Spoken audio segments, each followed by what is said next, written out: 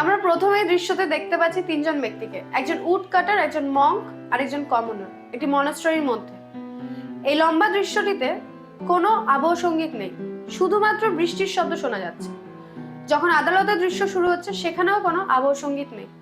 সাক্ষীরা যখন অপরাধের বিবরণ দিতে শুরু করেছে, সেই দৃশ্যটি যখন পর্দায় ফুটে উঠেছে, তখন আবহ সঙ্গীত শুরু হচ্ছে।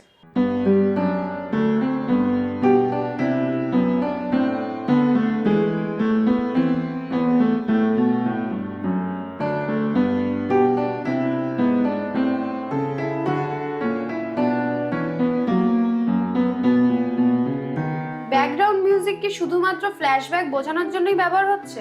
একেবারেই না।